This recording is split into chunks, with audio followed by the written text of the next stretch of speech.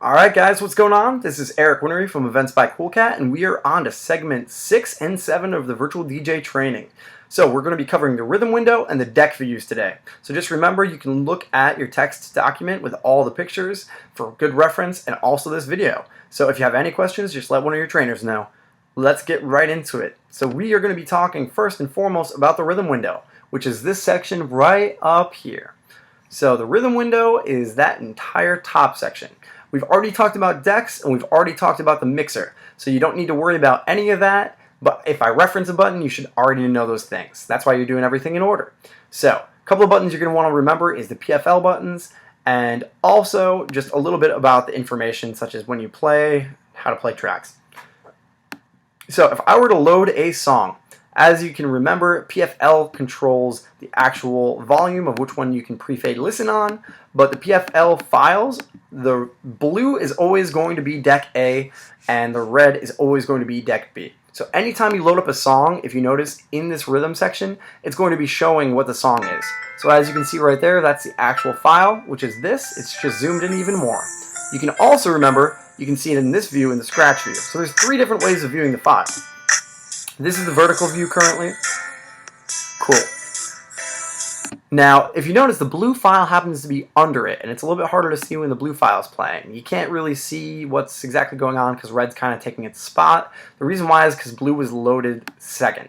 So if you load a new song, it's going to cover up and be the top one on there. So whenever you load a new song, no matter what the song is, your rhythm view window is going to put that song at the top of it, right? So just remember, if you can't see that, just reload the song quickly while it's not playing and you can see which one's on top. So, moving on into that, you can also see right here the wavelengths of the beat. So, as always, the sharper ones kind of indicate where your actual drum beats are going to be. So if I was going to play this, I can probably hear drum beats on each one of those sharp ones. So, right here is your zoom. When you click it, and you drag it, it's going to change how much it is zoomed. So the default is right about here. Anything that's lower than that is going to be very, very close zoomed in, and anything that's higher than that is going to be really, really, really far away. Both of those are really hard for beat matching, because if you're looking at the song, it barely moves. And if you look at the song here, it moves really, really fast. It's going to be really hard to beat match. So we recommend, if you're going to be doing that, just click the S, D, and R buttons. So S stands for save, so wherever you're at, it's going to save the zoom level. D is default, so if you click that, it's going to bring it right back to that easy to view version. We almost always recommend that you keep it right at default, especially if you're beat matching, just because it's a simple view and it's easier to see how fast you're going. But if for any reason you really liked the last view you're in, you can click the R button, which is recall. Recall will bring you back to whatever zoom you were at right then. So if you go there, then you click recall, it's going to bring you right back there. Cool.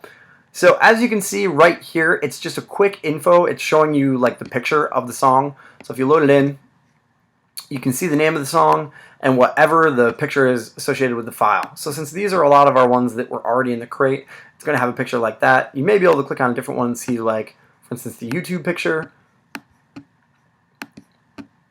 For the most part, that's pretty hard to read though, so you kind of can ignore that. Right here is the elapsed time of the song, so you can see how much is left. If you click into it, it shows what's remaining, and this will show you how far it's going. So as I start playing it, it'll get further and further into it, or you can do opposite with what's remaining.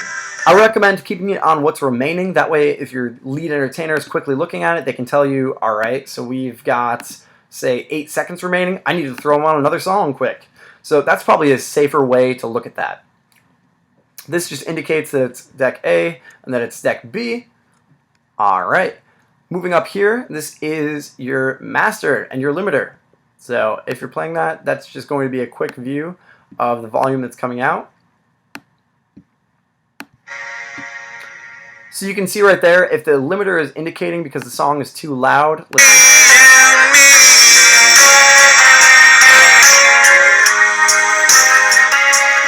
you can also see this right on the mixer view, but the master view is also going to show you when that limiter is kicking in. And that limiter, you don't really want it to be hitting. Ideally, you want to always keep it in green at any volume. That way the audio is coming out the clearest as possible. So this right here is called the CBG indicator. And I know that's kind of a confusing name, but the CBG indicator is essentially your way of counting beats and figuring out what beat you are on. So this little number right here indicates the number of the beat.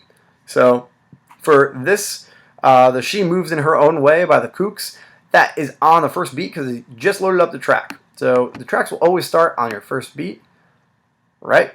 So that's showing you right there. So beat number 1, right? Yay. So you click it, and as the song moves forward, you can see that it's counting them out. So whatever the BPM is, it's counting 1 for each beat, and this thing is getting loaded up and up and up, and once it hits 16, it's going to reset back to your first beat. So this is a good way of, if you're counting by 16s to beat match, you can figure out exactly where it's going to be. So it also indicates which beat it's on if you click on it quick, and you can tap it too to actually get to that beat if you want to just have it that beat keep going. But I don't recommend tapping that. It's going to sound really weird. So that's quickly just showing you what the CBG indicator is. That's very useful for beat matching. You're always going to want to make sure that you're trying to match them. And if you have 2 songs, like for the sake of it, I'll throw up 2 easy mix edits. Ideally, if you have 2 that are both at the same BPM, you make sure that they're synced and you play them both. So let's just have this set. Ideally, what you can do is once you have that loop all set, you can see if they're matched right on the CBG. So that one's set, you're counting it out, 1, 2, 11, 12, 13, 14, 15, 16, 1. Okay, so you can tell that they're a little bit off right now, right?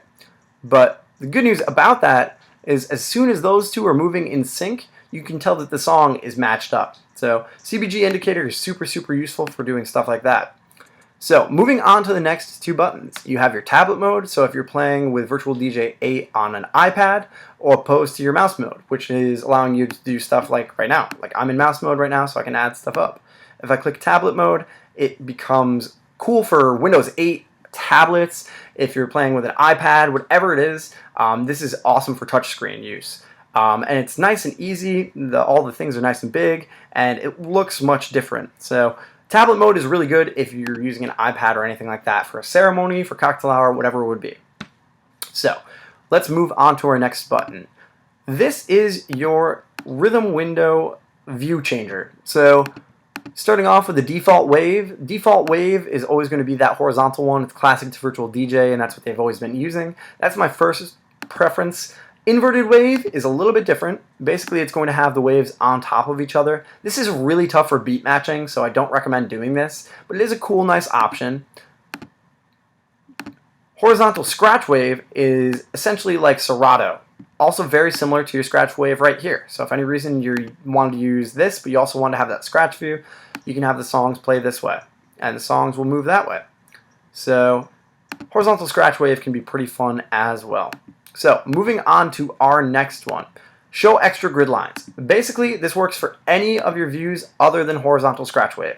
And all it's going to do is just show you an extra little line on the song wherever the one is. So as you can see right there, if you hover over it, it's always going to show you where the first beat is of the 4 measures. So that's pretty useful too. Keeping the extra grid lines is nice. You don't need them though in order to beat match, but those are your 4 different essential views. So moving on to the next thing, your CPU meter. So your CPU meter is going to show how much power your computer is actually using, and if it gets all the way full, Virtual DJ is going to crash. So make sure your CPU is always low. It should be in the green, and if it's even in the yellow, you might want to stop running so many things through it. So that's showing exactly how much of your memory your computer is using, and if it gets too high, it's going to be bad. Right here is your clock in Virtual DJ. If you click it, you're going to toggle between 24-hour mode and a couple of other views, and also stopwatch right there, which is kind of nice.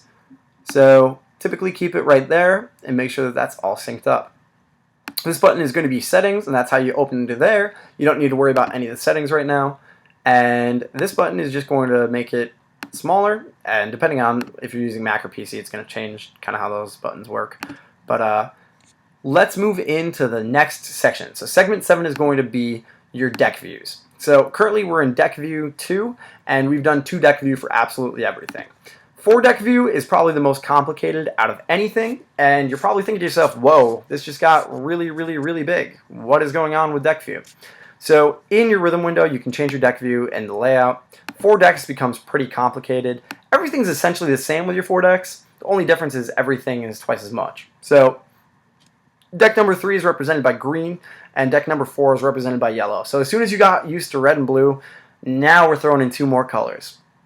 So this deck view is a little bit more complicated, but all the same buttons still apply in the same ways. So as you can see, there's your green wave file, and there is your yellow, and up here everything looks really crazy and really cluttered, right?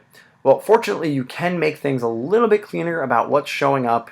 You can also assign to each side which is going to be playing. So if you want to have 3 and 2 there, and 2 and 4 over here, you can have that inverted crossfader, which is an interesting idea.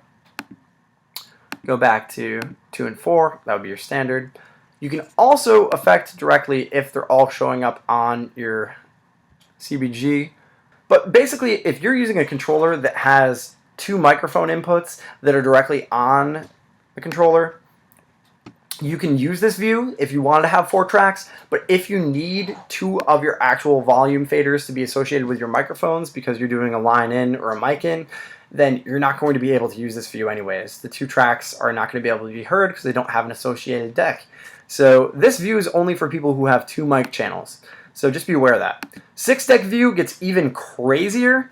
And I know what you're thinking, like 6 decks, that's absurd. It looks very similar to 2 deck view. The only difference is this section right down here, which shows you each one of the decks. As you know before, each one is showing which associated side of the crossfader it's on. You can load songs right in here. These will show up on deck 5. But like I said, this is nuts. There is really no reason as a DJ why you need to have all of these set. So don't actually use 6 deck view unless you're just messing around.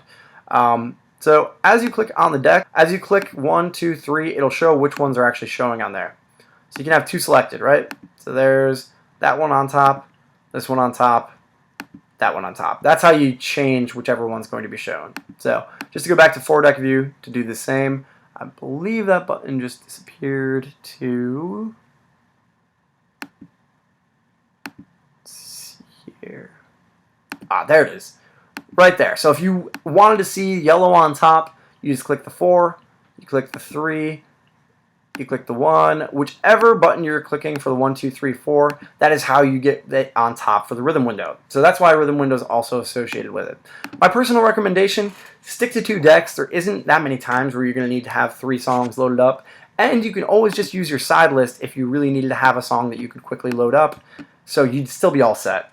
So that is a quick overview of the decks. Our recommendation, especially when you're getting started out, and even as an experienced DJ, is just use the 2 mixer. Most of our guys are going to use that anyway, so if you use 4 or if you use 6, you're really going to confuse people, and your odds of messing up on a live event are very, very, very heightened. So just be careful of that, be aware.